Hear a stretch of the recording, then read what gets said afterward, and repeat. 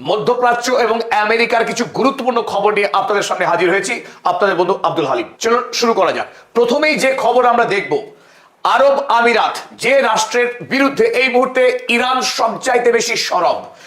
মধ্যপ্রাচ্যের আরব বিশ্বের আরব আমিরাত তা যে ইসরায়েলের অংশ, ইসরায়েলের হয়েই মুসলিম বিশ্বের বিরুদ্ধে যে লড়াই শুরু করেছে এই আরব আমিরাত, তার একেবারে জলজান্ত প্রমাণ আপনাদের সামনে আজ আমরা তুলে ধরছি।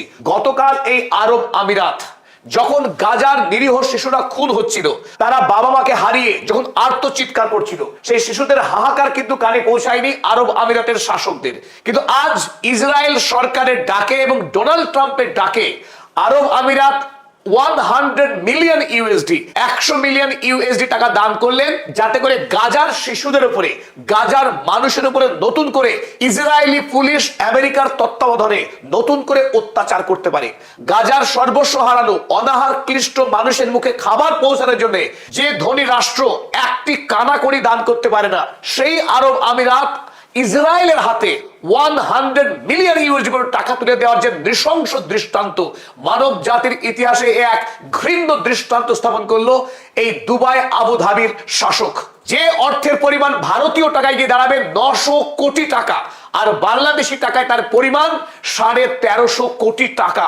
এই বিপুল পরিমাণ টাকা যদি অর্ধাংশ কিংবা 25% পেত গাজার মানুষ, যারা 17 লক্ষ মানুষ এই মুহূর্তে টেন্টে বাস করছে কোন রকম পরিষেবা ছাড়া, সেই অনাহার ক্লিষ্ট মানুষ যাদের কাছে খাবার নেই, বিদ্যুৎ নেই, নেই রাজ্যের বাসিন্দা, আর যাদের মাথার উপরে কেবল বোমা বর্ষণ চলছে, প্রতিদিন ইসরায়েলি আইডিএফ সেনা গণহত্যা চালাচ্ছে আজ পর্যন্ত যে গাজা ভূমিতে, সেই গাজা ভূমিতে নতুন করে ইসরায়েল এবং মার্কিনী সেনা তারা পুলিশি প্রশিক্ষণ, সেখানে পুলিশ মোতায়েনের জন্য ইন্টারন্যাশনাল স্টেবিলাইজেশন ফোর্স ISF আসার আগে নতুন করে হামাসকে নিরস্ত্রীকরণ এবং গাজা ভূমির উপরে ইসরায়েলের নিয়ন্ত্রণ তৈরি করবার জন্য যে পুলিশি ব্যবস্থা তৈরি হবে, সেই পুলিশি প্রশিক্ষণের জন্য এই আরব আমিরাতের মোহাম্মদ বিন জায়েদ আল নাহিয়ানরা 100 মিলিয়ন ইউএসডি টাকা দান করলেন ডোনাল্ড ট্রাম্পের বোর্ড অফ পিসকে। ইরানের প্রেস টিভির খবর আপনাদের সামনে তুলে ধরছি, তবে পৃথিবীর সমস্ত লিডিং খবরের কাগজ তারা এই একই খবর ছেপেছে। UAE funds US and Israeli backed police force to control Gaza.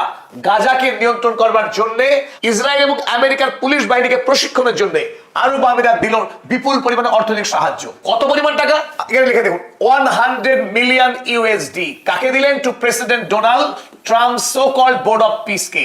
Finance and training of a new police force aim to controlling Gaza on behalf of Israel according to reports. এটাই হলো আসল চেহারা দুবাই আর আবুধাবির শাসকদের।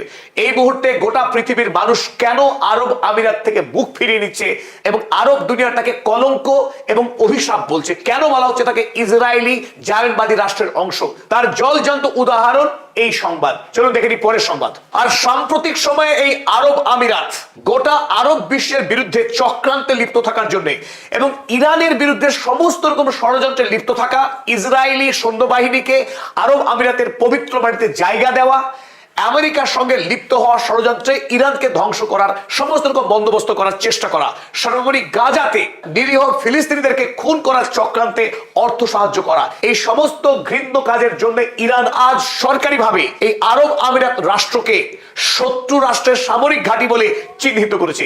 আরব আমিরাত আর ইরানের প্রতিবেশী রাষ্ট্র নয়। আরব আমিরাত এই মুহূর্তে ইসরায়েলের সামরিক সেনা ছাউনি, যে সেনা ছাউনি এখন আরব বিশ্বের জন্য সব থেকে বড় চ্যালেঞ্জ, হুমকি। অতএব ইরান আরব আমিরাতকে আর কোনোভাবেই প্রতিবেশী রাষ্ট্র হিসেবে দেখতে নারাজ, তাকে ইসরায়েলি রাষ্ট্রের একটি অংশ, সামরিক ঘাঁটি হিসেবে ঘোষণা করলো গতকাল। চলুন আমরা দেখে নিই ইরানের পক্ষে কি লেখা হয়েছে। ইরানের পার্লামেন্টের সদস্য আলী খেজরিয়ান তিনি গতকাল মন্তব্য করেছেন, মন্তব্য আমরা দেখে নেব। We no longer see the United Arab Emirates as a neighbour. আমরা আরব আমিরাতকে আর কোনোভাবেই প্রতিবেশী রাষ্ট্র হিসেবে মনে করছি না। They are considered a hostile base. তারা আমাদের শত্রু সেনা ছাউনি, যেটা আমি বলছিলাম ইসরায়েল রাষ্ট্রের সেনা ছাউনি, সেই কথাই ঘোষণা করেছে পক্ষান্তরে ইরান রাষ্ট্র। আর ইরানের একজন অন্যতম অধ্যাপক মারান্ডি এই মুহূর্তে ইরানের দৃষ্টিভঙ্গি সারা পৃথিবীতে যিনি ব্যাখ্যা করছেন, সেই মোহাম্মদ মারান্ডি তিনিও দাবি করেছেন যে আরব আমিরাত এই মুহূর্তে ইরানের অন্যতম প্রধান শত্রু। ইরান এবং আমেরিকার খবরে ফেরা যাক। এখনো পর্যন্ত আমেরিকা ওমান উপসাগরে তার যে নৌ অবরোধ, সেই নৌ অবরোধ চালিয়ে যাচ্ছে। ওদিকে ইরান তারাও চেষ্টা করছে আমেরিকার ওই নৌ অবরোধকে অমান্য করে, অবাধ্য হয়ে তাদের দেশের যে বাণিজ্যিক কার্যকলাপ সেই কার্যকলাপকে চালিয়ে যাওয়া। কাল ইরানের দুটি জাহাজ বিদেশে তেল খালি করার পর খালি ট্যাঙ্কার ফিরে আসছিল ইরানের পথে, আর সেই মুহূর্তে ওমান উপসাগরে আমেরিকার যে বিপুল নৌবাহিনী রয়েছে ওমান উপসাগরে যারা নৌ অবরোধ করছে তাদের পক্ষে আক্রমণ করা হয় ইরানের ওই খালি দুটি ট্যাঙ্কারে। আর তার জবাবে ওই ওমান উপসাগরে আমেরিকার নৌ অবরোধের একটু দূরে সেখানে ইরানের IRGC সৈন্যবাহিনী একটি জাহাজকে জব্দ করে দেয়, তাকে সিজ করে দেয়। আমেরিকাকে ছেড়ে কথা বলবে না ইরান, তারা কোনোভাবেই ডোনাল্ড ট্রাম্পের হুমকিতে পরোয়া করে না। তারা যদি আক্রমণ চালাতে পারে ইরান তৎক্ষণাৎ প্রত্যাঘাত করবে, কোনোভাবে হরমুজ প্রণালীর কাছে ঘেঁষতে দেবে না মার্কিন নৌবাহিনীকে। সেটাই এই মুহূর্তে IRGCর সবচাইতে বড় চ্যালেঞ্জ।